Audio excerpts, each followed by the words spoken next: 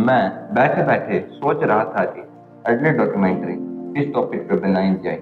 इसलिए मैंने सोचा कि ऐसे टॉपिक पे डॉक्यूमेंट्री बनाते हैं जिसे बड़े बड़े यूट्यूबर्स बनाना भूल गए। इसलिए मैंने ध्रुव राठी और नीतीश राजपूत जैसे कई यूट्यूबर से चैनल को एनालाइज किया। तब जाके मुझे पता चला कि हिस्ट्री ऑफ टॉयज पे हिंदी डॉक्यूमेंट्री ना के बराबर है। तो मैं लग गया हिस्ट्री ऑफ टॉयज पे रिसर्च करने।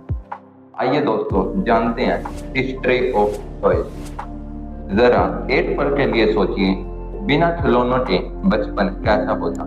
ना कोई गुड़िया, ना कोई बॉल, ना ही कोई रैचल, बस एक खाली सी दुनिया।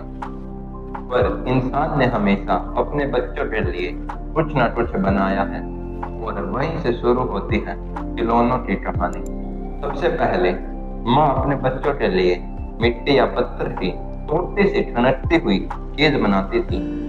कभी जानवर की हड्डियों से रैचल, कभी लकड़ी का एक छोटा सा खिलौना। सोचिए, उस दौर में ना बाजार था, ना फैक्ट्री, और फिर भी एक माँ अपने बच्चे के लिए अपनी दुनिया से खिलौना ढूंढ लाती थी। यह सिर्फ खेलने की चीज नहीं थी, यह एक जरिया था बच्चों को दुनिया समझाने का। जैसे जैसे सभ्यता आगे बढ़ी, खिलौने और भी निखरे। हड़प्पा और मोहनजोदाड़ो में मिट्टी की छोटे छोटे गाड़ियां मिली हैं जिनमें छोटे छोटे पहिए लगाए गए थे। सोचिए, 4000 साल पहले के बच्चे भी टॉय कार से खेल रहे थे। इजिप्ट में बच्चे वुडन डॉल्स के साथ अपना समय बिताते थे और मेसोपोटामिया के बच्चे मिट्टी के रथों और बोर्ड गेम से। चाहे समय बदल जाए, लेकिन बचपन की खुशी कभी नहीं बदली। दुनिया बदल रही थी और शब्दों का मतलब भी। 14th सेंचुरी में एक नया शब्द आया, टॉय। उस वक्त इसका मतलब था छोटी मोटी आम सी चीजें, लेकिन धीरे धीरे इंसान ने इसे बचपन की मुस्कान के साथ जोड़ दिया और आज टॉय शब्द सुनते सबसे पहले याद आता है बचपन। बचपन। फिर आया वो दौर जहाँ सब कुछ बदल गया, इंडस्ट्रियल रेवोल्यूशन। जो खिलौने पहले हाथ से बनते थे और सिर्फ अमीर बच्चों तक पहुंचते थे, अब मशीन से ज्यादा मात्रा में बनने लगे और पहली बार हर आम बच्चा खिलौनों तक पहुंच सका। जर्मनी इस दौर का सेंटर बन गया। 1859 में मैर्कलिन ने ट्रेन के खिलौने बनाए। 1880 में स्टाइफ ने दुनिया को पहला टेडी बियर दिया। सोचिए, एक छोटी सी वर्कशॉप से निकले खिलौने दुनिया के हर बचपन का हिस्सा बन गए। फिर आई एक ऐसी चीज जिसने सब कुछ बदल दिया, प्लास्टिक। सस्ती, मजबूत, रंग बिरंगी और सबके लिए अफोर्डेबल। खिलौने सिर्फ राजाओं और महाराजाओं तक सीमित नहीं रहे, हर गली, हर घर, हर बच्चे तक पहुंच गए।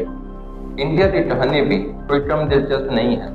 कर्नाटक के चन्नापटना की रंग बिरंगे वुडन टॉयज, बनारस के मिट्टी के खिलौने, यह सब हमारी परंपरा का हिस्सा बन गए। और फिर मॉडर्न दौर में अंशुल और हेमलेट ने इंडिया को ग्लोबल टॉय मार्केट में एक नया रंग दिया। हमारे गांव के हाथों से बनी हुई मिट्टी की गुड़ियां और मॉडर्न मॉल्स में बिकते हुए हाई फाई टॉयज, दोनों एक ही कहानी के दो पहलू हैं।